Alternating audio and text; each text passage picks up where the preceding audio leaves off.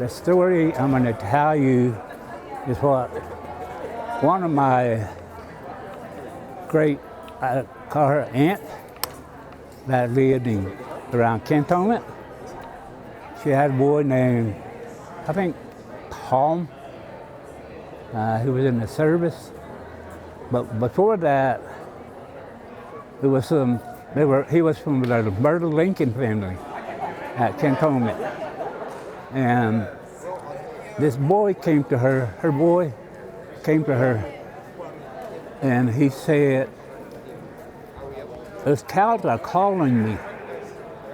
Those cows in the field are calling me by a tree." And she said, "Are you sure?" She said, "Yeah, Grandma, they're calling me." "I don't hear them talking," she said. "Well, they're calling me. They want me to come over there." There was a bull and a calf and what do you call it, a calf, regular cow, mother cow. And so he waited till in the afternoon when they came back to get out of the sun, getting underneath that shade. So he went over there.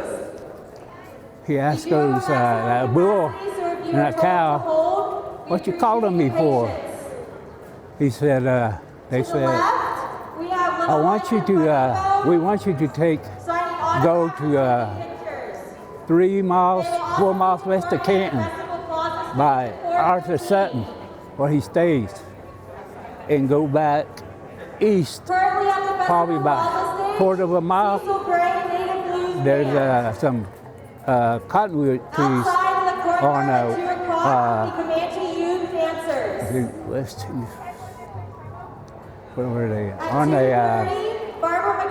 north side. Yeah. He said, "I want you to go there." The cows were talking to him. He couldn't understand them. And his grandma said, he told his grandma, "Take me over there to where you tell me, where they told me to go." "Yeah, I know where they live," she said. And she took him where the trees were. We have that road on the south side is red face allotment. Anyway, she went down, that hill goes down on the east, and our trees are on the north side. So that boy went over there, those cows started talking to him from before he went. "Dig underneath those trees. Dig underneath, you can find something red. Something red will give you powers." So Grandma made a way to go over there by those trees, and he started digging. He dug around 3 or 4 trees, and he found something that he was told to find, a red stone. Where the cows told him to look. He said, "It's going to help you. It's going to help you, your people. Glad your grandma, Myrtle Lincoln, brought you over here." So she looked at it.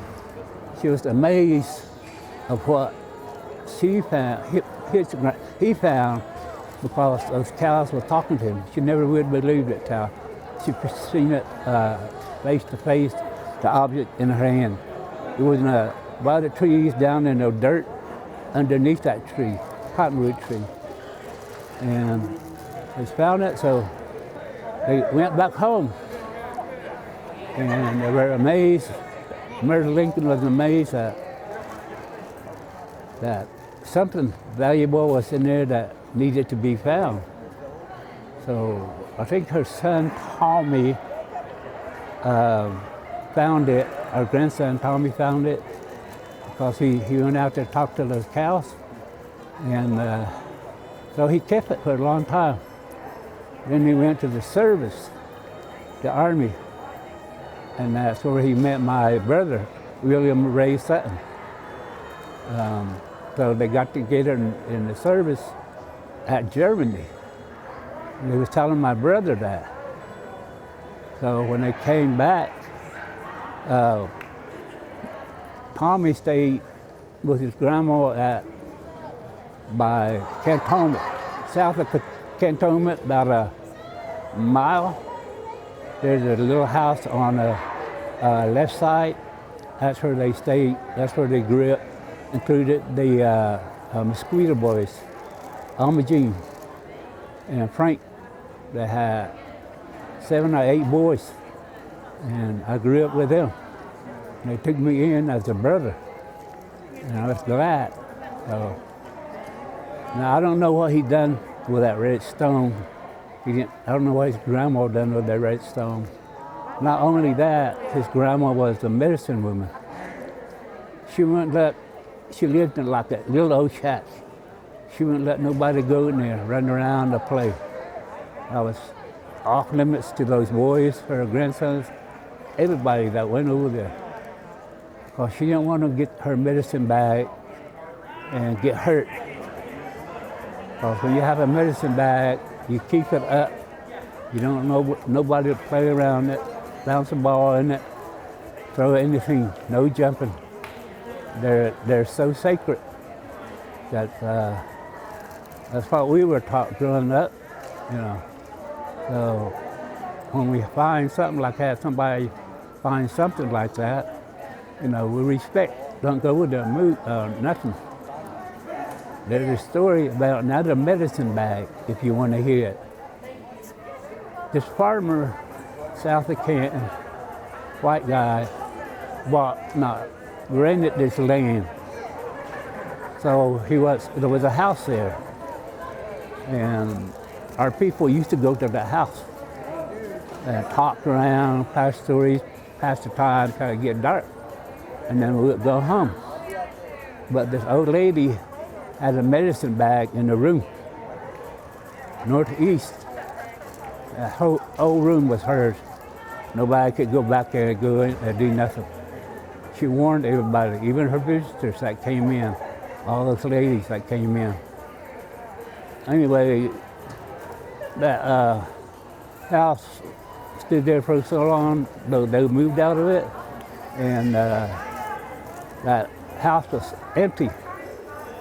And this white man got curious, so he went into that house, started looking around.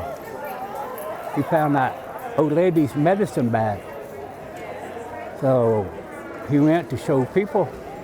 He went to show my sister, Viola Hatch, when she was alive. We were real close to that white man. His name was Kenneth Paulson. And he took care of us Indians when they needed help for his land. And he showed her that medicine bag. She told him, go back where you got it and put it back. You don't mess with things like that.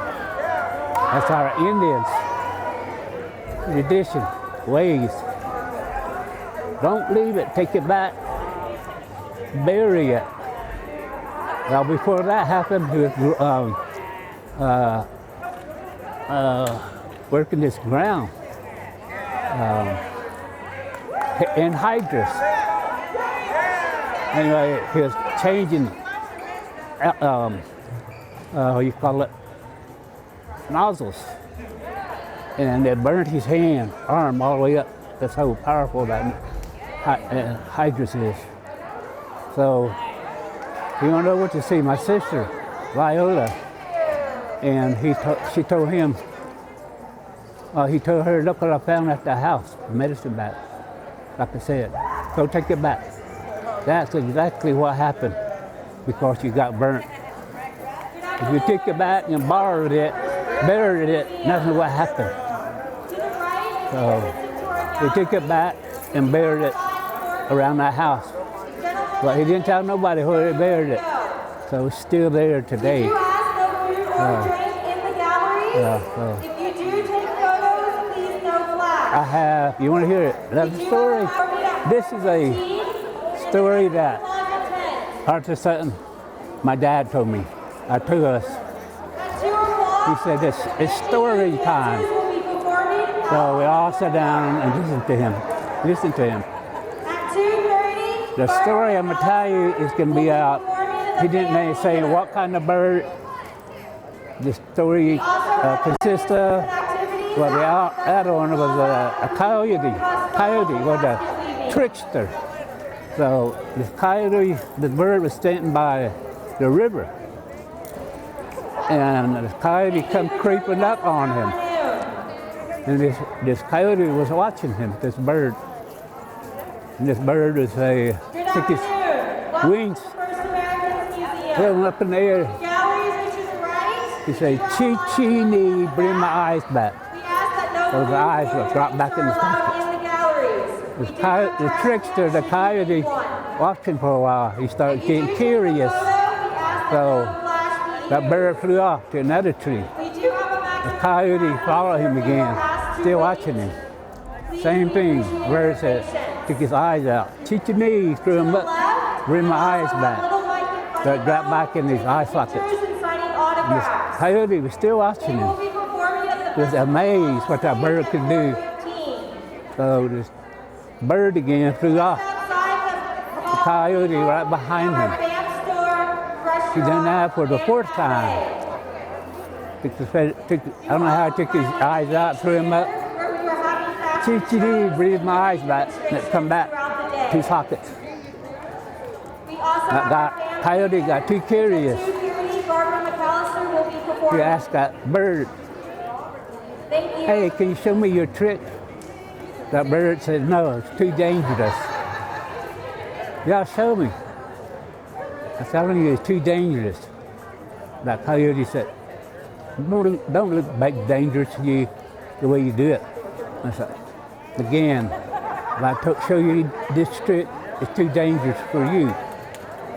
I know you want to show it to your friends to be showing off. That's not the reason, and not the thing to show your friends a trick that somebody learned you." And a bird flew off for the fourth time. Coyote right on him, sneaking up. That bird threw his eyes up again. "Chi-chi-ni, bring my eyes back." And that coyote looked up, sure enough, same thing. He begged that bird, begged and pleaded with that bird, "Show me what you do. Show me how you do it." Again, that bird says, "No, it's too dangerous for you. You don't know what's going on. Only certain things, you give powers for certain things, you use them in a nice way. You don't make fun of them, you don't use them in a incorrect way." So that coyote insisted again, "Please, please, show me how you do it. I won't mistreat my eyes or anything. I'll take them and get sounding information that you told me." So that bird finally agreed to show that coyote, that trickster, what to do. So he said, "Well, you're on your own." A bird showed that coyote one time how to do it. So the coyote took his eyes out, threw him up. It came back to him. He said, "Thank you. Oh, I'm very proud you showed me this trick." He said, the bird said, "Remember, it's dangerous to you. Don't play around with what I showed you." So this bird flew off, left this coyote by himself. This coyote's thinking, "All right, I know what to do." So coyote goes down in the trees, good farther, throws them up, not too high, and coyote said, "Chi-chi-ni, bring my eyes back." So they came back in. Now coyote was amazed. So he went a little farther down the road. Those trees were higher. He stopped. He took his eyes out, threw them hard like that way up in the trees. Said, "Chi-chi-ni, bring my eyes back." Looked up, nothing would happen. Coyote was saying, "Chi-chi-ni, bring my eyes back." He was looking up 3 times. "Chi-chi-ni, bring my eyes back." What happened is that coyote, even though he was saying those words, that coyote threw his eyes way up in the tree and they got caught. That was a lesson that bird was trying to teach that coyote. That's passed down from my dad. He used to tell us stories.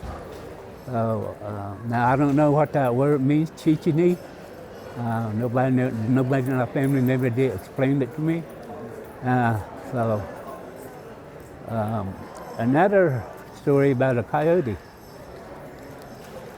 Another coyote was going down along the embankment of the river, and they heard some noise splashing around. So he got low and snuck up on the noise. There were ducks splashing around, washing off in the river. There was about 6 of them, maybe 8. Ducks splashing, having a good time, washing their feathers, ducking underneath the water. One of these ducks got away from those other ducks, got to the land, to the embankment.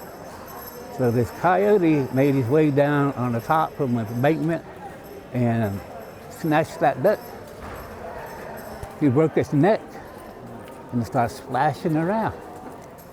And those other ducks were still doing the same thing, bathing. So another duck seen this duck by the embankment, so he decided to go over there. The duck was still splashing around, and this other duck came close to the embankment, and this coyote got this other duck and broke his neck. Was splashing around. In the meantime, the other duck was still splashing around away, and one of these ducks, the third duck, came. Got close to these other 2 ducks that had a broken neck, and when the coyote tried to reach him and get him to break his neck, he backed up, and those other ducks started coming. So there's 2 ducks was splashing around, broke his neck. That's already had a broken neck. And this duck said, no, fly away. Look at that coyote over there. That's the one who broke our friend's neck. So they all flew away. Yeah, so, Just outside the hallway, outside the hall, that's all I have for right now. Thank you for listening to me. But if you want to hear little people stories, okay. We have additional activities out in the festival Our plaza, allotment, including corn husk red face allotment, going down the east, where I told you where I found that red stone. There's a trash pile down there where people used to throw their trash, even today, but it's a sign. Anyway, my niece, not gonna mention her name, she came from my house. Well, excuse me, let's back up. My nephew, my grandson, went to my niece's house. They was back here, east of north of that road where that trash pile is. And she wasn't home. So it was kind of in the evening, they had to turn the lights on to go back to their house toward the road. And they came around that corner and they seen something standing in the middle of the road. It was about 1.5 feet high. And I stopped and I seen it. He said it had an owl face and a human body. Just standing there looking at them because they stopped. They both seen it. And my grandson, Dad, did you see what I see? I said, yeah, standing right there. So they went on over it, drove over it, thinking about whatever. I said, well, I asked him, he told me, I said, well, how come you didn't get out and see what he really was? You know, he said, well, we didn't think about it that time, we just wanted to get out of there. So he told me about it, and I said, well, that means stay away from it. Don't go back. You're not supposed to be messing around with things like that. Little people. People don't think we have little people around camp. out of camp, but we do. So my niece came, I was going to work, she came around that curve, going up a hill, comes up here like that, and she was by herself, and that thing was standing on the hill in the middle of the road. Her lights seen it, shined on it, and she stopped. The same thing that my grandson and my nephew seen. He walked south to the south of the road to that Johnson grass and went on in it, so she couldn't see it. So he went on. She was thinking about it.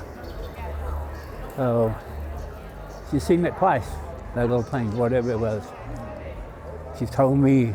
So, and she has had some things happen to her house. Like somebody passed on, they have things moving around, or stairs, things moving. So I told her I would go see to her house. I told you guys sit down, don't move. No movement when we do this. I can do this. I'm a chief. I'm a ceremony man. So I don't want nothing from you guys. So we made it a day to go do that, and I've done that for her. See to her house, sage, see to her house, see to her people, my niece and my grandkids all. And she said, I asked her that week, I said, anybody still bothering around your house? He says, Rick, no, not since you came over. I said, I might have to come over and do it again because we chase these spirits off and then they come back. I don't know why. Maybe they don't want to cross over to the other side where they belong. Maybe they left something here. They want to try to get in their possession again. They're trying to scare you out of your house. But you stay where you at. Don't get scared. They feed off your energy. So just get your sage, get up, pray. You can do that. And everything will be all right. She done that for a week and a half. The same thing that happened again came back to our house. I said, I told you this would happen. Some people don't think this happened. Just our only people, our Indians. Other nations probably have the same thing. So I went over there again. So she told me who it was. I said, are you sure? She said, yeah. So I called the name out, seated all the house again. I said, wow, you should be good for now. I said, okay, what you want? I said, I want nothing. You know, I can't ask for nothing because I'm the chief. So I said, okay.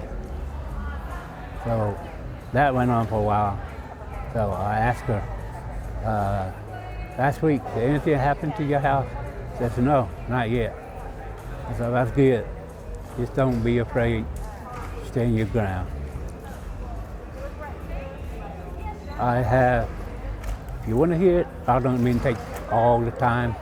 I have a story about the chief. Good afternoon. His name was, you know him, Moses Starr, Senior.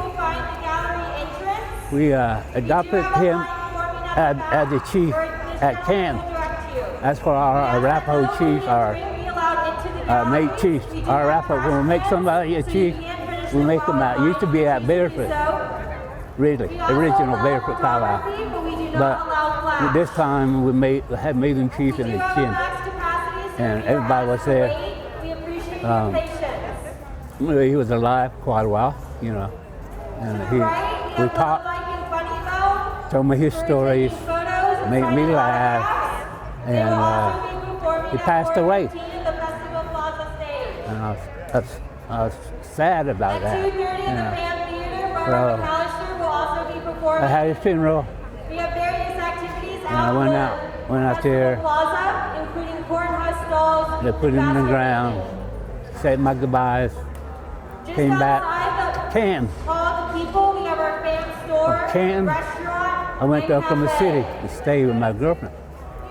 At 2 o'clock, And Comanche youth we had a dances are meeting performing. at At 2:30, that the Kiowa tribe will be performing out in Washita the courtyard. massacre.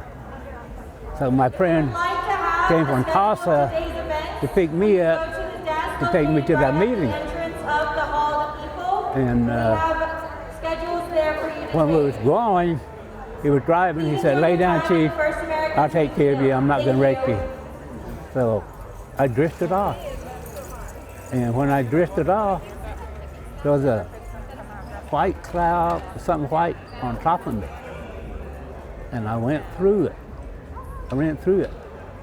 And when I woke up, I looked out, I looked around, I seen pine trees all around, even close to me.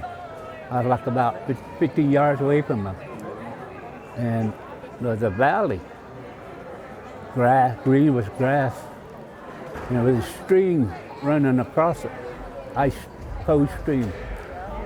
And I was standing there, and Moses Star came up.